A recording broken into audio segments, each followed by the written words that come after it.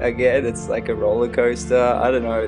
Been so many emotions and so many ups and downs and everything. I think, those first few weeks, I didn't even think about myself. Was just thinking about staff. It's given a bit more sort of direction, and I think as well, like you just never know what's around the corner. Like you sort of got to steam forward or just fall behind. This is the Deep in the Weeds podcast. I'm Anthony Huckstep. 2020 has been a brutal year, but the industry's ability to adapt and evolve is seeing astounding results for those brave enough to embrace change. Some of that change has been forced, some has been opportunity. For those that have found the positives, how have they managed expansion in troubled times? Julian Cincotta is the co-owner of Sydney and Thievery. Julian, how are you going? Good, how are you? Good, thanks for joining us. You've got two very different businesses, and you've had some challenging times this year, but you've also embraced expansion during a time when many operators have really been struggling. What's it been like for you this year? Look, it's been an emotional roller coaster, that's for sure. It's been a very troubling, trying time, but it's also had a little bit of sense of calming and connectivity and community base, and even talking to my mum a lot more, in this sort of time that we haven't been sort of working as much. But look, it's been troubling and tiring, and it's been amazing. It's been fruitful. It's had its ups and downs, and I think it's been a really good reset for everybody. Well, let's have a look at that, because you've had a really big reset, and you've got a business model that you've introduced to the market in the last couple of years, and you've been expanding your offering. What's some of the things that have changed for you this year and given you the confidence to expand in such interesting, sort of troubling times? Obviously, there was a lot more hurt throughout this. I mean, butter, fried chicken, hip hop, champagne, sneakers, we were a QSR. We had, that delivery aspect already. I really thought it was going to go to shit at the start. I thought, all these hospo people losing their jobs, God, we might be okay, but then no one's going to have money to buy food. But I think, we were quite the lucky ones, that we had that sort of already. And then it was sort of great that other restaurants jumped on and, did the Puska's doing his little bake sales and stuff, his weekends and all that, which, gave a lot of other diners other options. But we were sort of, busy at the start with delivery, which really helped our staff, especially our international kids that were contemplating going home. So for us being able to just sort of take a little bit of step back, it was basically when we were closed for dining, and that sort of just took away a bit of pressure of getting ready for service. 7 days a week, lunch and dinner is what we do. We had a little bit of time to step back and reassess what we were doing. We were obviously first and foremost looking after our staff and making sure everything was spread out. Those first few weeks, I don't think I've talked to them so much on the phone, and they were really getting annoyed at me, but I was just trying to get them as much information as I could, and people were like, oh, it's so overwhelming. And I'm like, yeah, but look, next week you might not have a job, and one of the girls was like, you're really scaring me. I'm like, look, I don't want to scare you. I'm just saying, you live at home, just watch where your money's going. We don't know what's happening. And she messaged me, okay, so I'm not getting my hair done next week. I'm not going to do my nails, this, that. And I'm just like, all right, love, I love you. Thank you. Just look after yourself. But yeah, so, we were okay. We obviously dropped like everyone, but it was just first and foremost looking after these kids that we have. And then through that, I think it was like your third one, podcast, you were talking to Jared Ingersoll, and it really resonated with me when he was saying about statistics and unsustainability of profitability of restaurants, right? And it really made us look at and I really from that point was like, you know what, this is a time that we need to look at this stuff, because, you can't be at 110% every week for every year that you're open. You have two very different offerings. Butter Sydney, as you mentioned, is basically a QSR, very good quality, quick service sort of offering. But you've also got the Thievery. Did you approach the Thievery different during the pandemic to butter?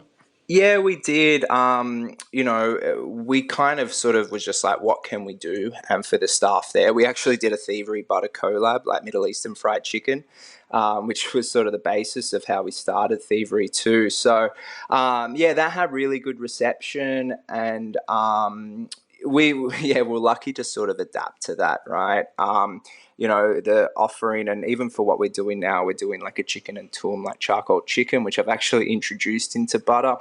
I think that, sort of looking at all the great restaurants around and looking at what we do at butter and the sort of differences is that it wasn't going to last at all.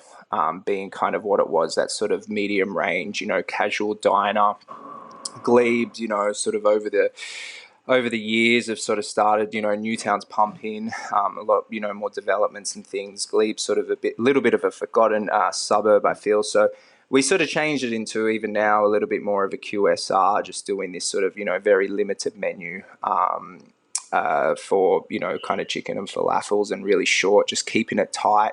It was like really rummaging down the wine list and just having a few on there that's really impactful. And that's kind of been, that's also been a good reset, because, we still are in this. There is still people coming out. There's still restaurants opening, that haven't opened yet.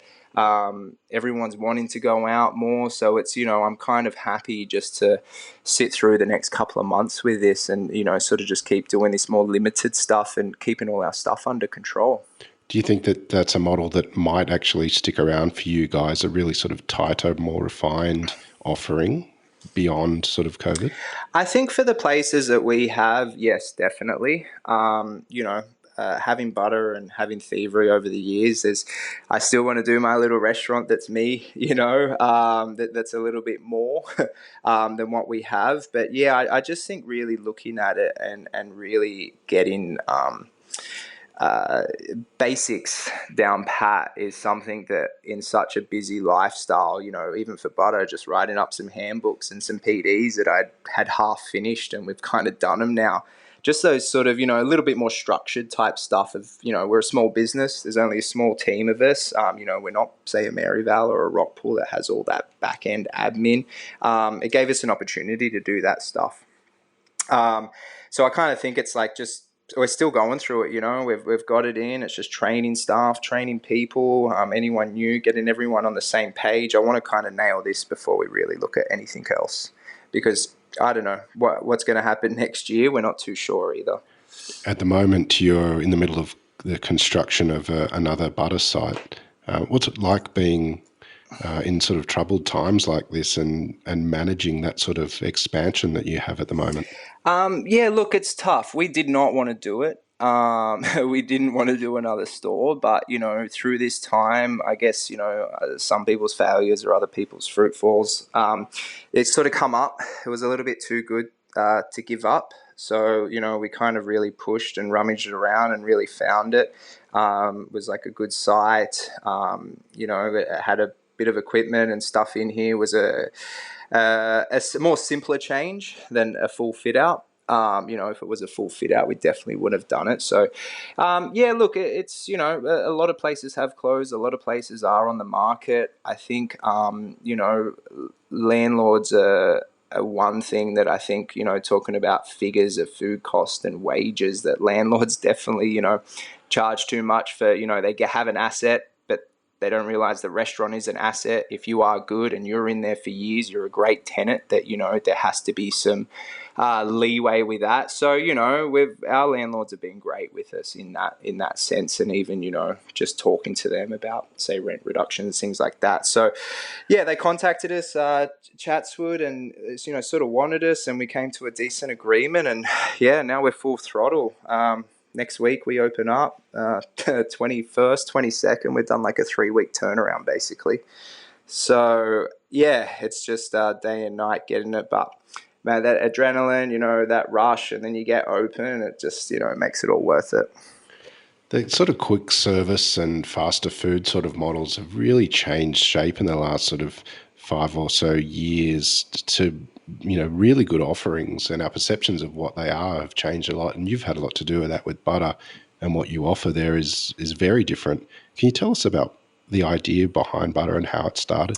Yeah, well, Thievery, our first restaurant, we had a LFC, the Lebanese fried chicken, and we kind of always got into great fried chickens in Sydney. And one of the other owners, Manoli, is a mad hip hop head and really wanted a hip hop sneaker bar. And then one of the other boys was like, well, why don't we throw some champagne? And then it's like, okay, fried chicken, hip hop, sneakers, and champagne. And it was just kind of like a juxtaposition that just came. But we are, for us, we live and breathe it, collecting sneakers and all the boys and listening to hip hop. We're very into the hip hop community in Australia, into the culture and what it means and working with people, out in Western Sydney. Like, we've had a lot of international artists that come in. We've had a couple of them throw butter in a song, that's just come out, like Post Malone coming. And then it was sort of like, it was all great, these internationals. And this was also another part in this time that we've been very thankful for, was all these local artists had nothing to do. So we've just been having chats and, they've been doing new music and video clips. We've been trying to support them, whether it's food or, little, like they go to, their sessions and they're recording and just sort of be around. So I really kind of feel that, yeah, we've been very true to what we have, and it was literally just like an idea that just kind of came together and worked. What's it like being a chef and becoming part of a music subculture? It's amazing. I mean, look, at the end of the day, I'm just like, hey, we just fry some chicken. But, having some of these people and international people and I've had friends overseas and they're like, oh, hey, your friend has butter and all this. It's like, I don't know, it's kind of still unrealistic that a lot of people sort of around the world know it just from this subculture and this community and what we sort of live by. I think the difference for us too, and that I really like, is we do put processes of what I've learned to do really good fried chicken. We sell really good drinks, we really listen to good music and try to be at the top of that. We have this, we do our own retail, we have other brands of retail. And then the art community and artists and music, for me, I look at some places, it's like, oh, they're a hip hop bar, but we've interviewed these artists. We have our own Butter Presents and things like that. So I really feel it's quite a point of difference, and it's pretty unrealistic where this little 40-seater chicken shop in Surrey Hills opened 4 years ago to kind of where we are now. Have you been surprised by its success? Yeah, definitely. Yeah, look, at the start, I mean, you kind of fried chicken, hip hop, champagne, sneakers. What a gimmick or something. But that's the thing. We didn't take the approach of that. A lot of people said it, man. We were hated on at the start, and as still people don't really understand it. But, we just know that what we're trying to do and within the community and through this time too has really driven our vision and our focus a lot further, that we can even be better than what we are. So A little earlier, you mentioned that one day you'd like to do a restaurant that's a little bit more in depth and more you. Do you have any sort of sense of what that might be? Look, I think over the last couple of years, and even with Butter being a QSR, we have really looked at, sort of sustainability. I've got quite in this time into the waste management side of things and where our rubbish goes and what happens. You've got the likes of Matt Stone and Use, and they're really growing and doing all that. I just started looking the other side. I think there's a big movement with all this, and I think that I've been talking to a few people and a lot of other chefs around, found this waste company that are trying to do better, things like that. And I think, this more circular economy, this more reusing, less recycling, more adaptability, that it's really sort of going there. So a basis is on that. I'm Italian. I love Italian food. Modern Australian is, for me, influenced throughout any culture. So, I think at the end of the day, it's just tasty food that has a great ethos. Long before Butter, you worked in some pretty amazing restaurants. How did you get a start in the industry, and what drew you to a career in hospitality? Yeah, funny story. I started year 11 and I wagged 4 weeks of the first term, and my dad pulled me out straight away, and I had to go work in the cafe out in Westmead. So hated it for 2 years. And then I started a couple of days a week at Courtney's Brasserie, Paul Cooper in Parramatta, and Yeah, I just remember this like wild mushroom terrine, like this square block and this like line of mandarin gel and this quenelle of beetroot chutney and these like little crostinis. And I was like, wow, that kind of like, sort of changed me. I did a little bit of time there, and then one of my friends did like intercontinental hotel school. He got a job at Rockpool, and he's like, "Man, you should come and like work here." I had no idea who the hell fucking Neil Perry was. Like, honestly, I just went in there and I was like, "Oh yeah, cool." And that was the moment where I was like, "Holy shit, this is amazing." I had no knife skills. I remember my trial. I was like cutting shallots or like lime leaf jewels, and they were like, mirepoix basically. And Khan had said to me, he's like, "Oh, you seem like you got some knife skills. When can you start?" I'm like, "You're shitting me." And yeah, I started a few weeks later. And yeah, that was, I spent a good 6 odd years with Neil, Sydney, Melbourne, Khan and Catherine and that. And I think it's a very big thing. And a lot of the boys and girls that have worked with within the rock pool stay a very long time. It's very family orientated. And it's a very big thing that I really hold dearly, and the most amazing years of my career on and off, like going there. There's still so much to do, but I really try to feel that I instill that with my staff and really want that culture of what they had there, and that everyone is family, everyone works together and pushes together and does well together.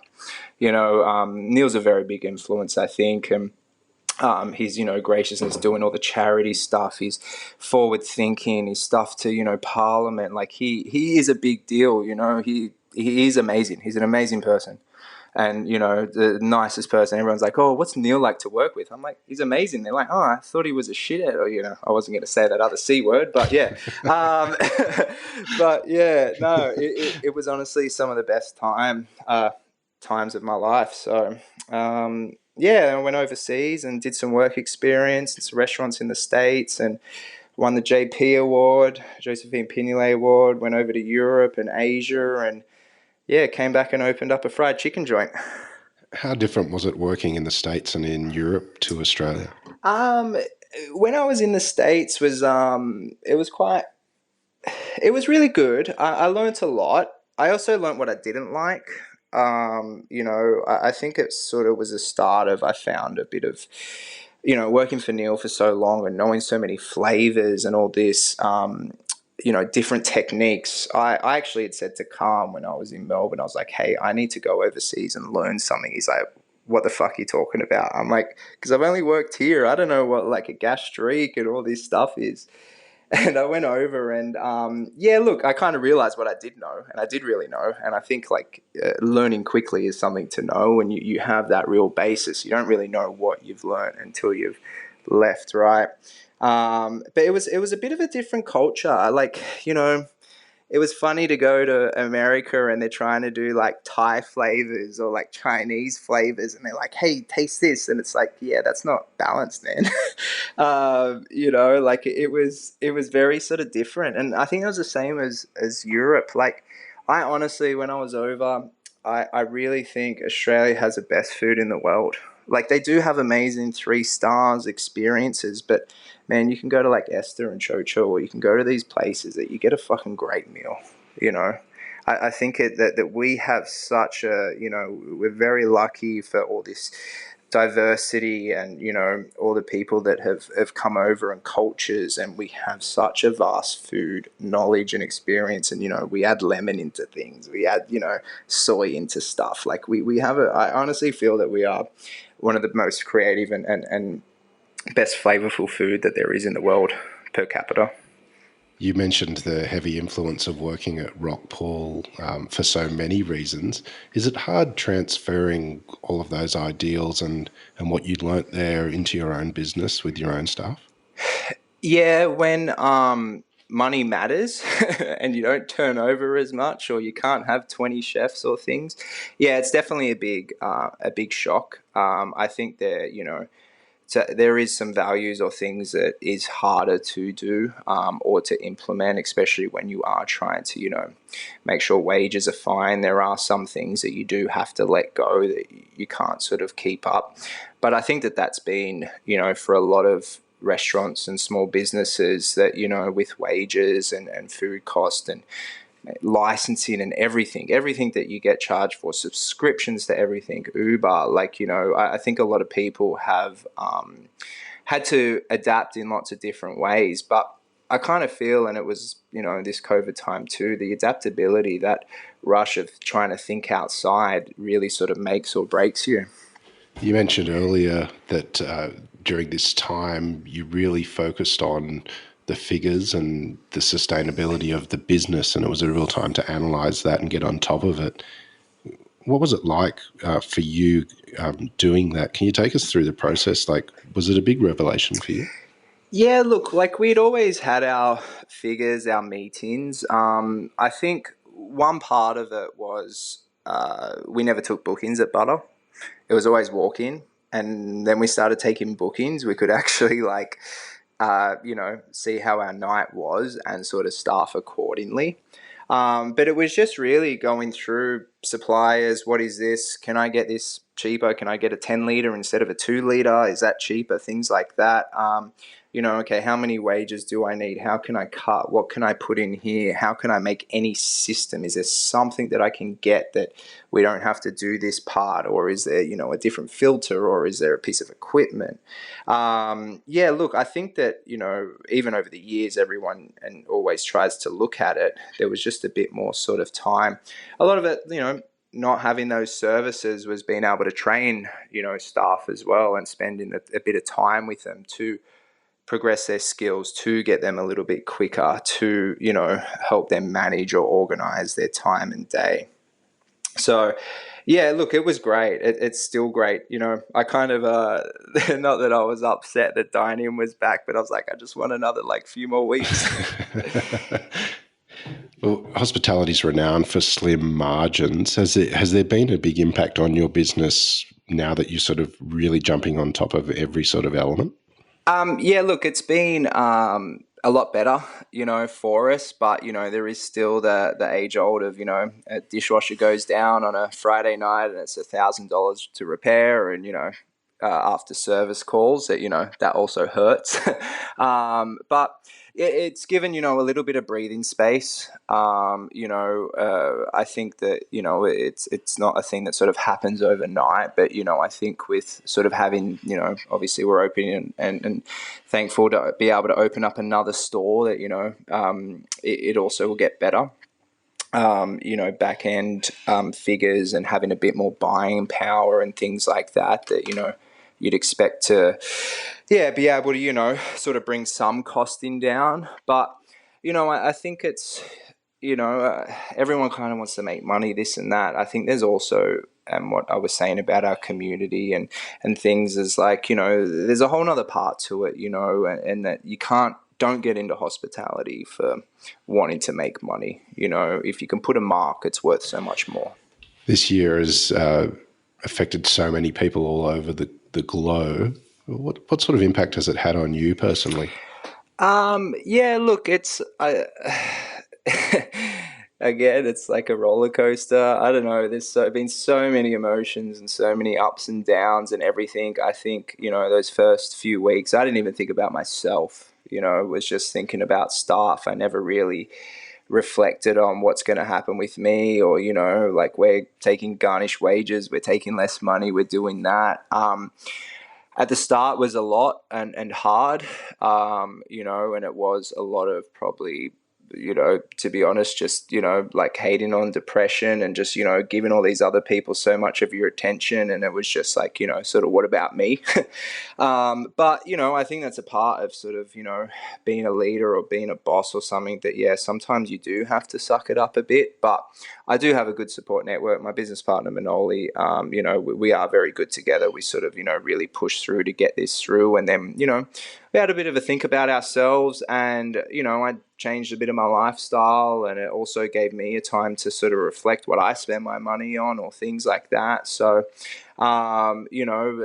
last, it's sort of taken a little while to get used to everything. But yeah, it's kind of actually been a really good, impactful change for me personally too. And, what I want to do in a few years, or buy a house or kids or things like that.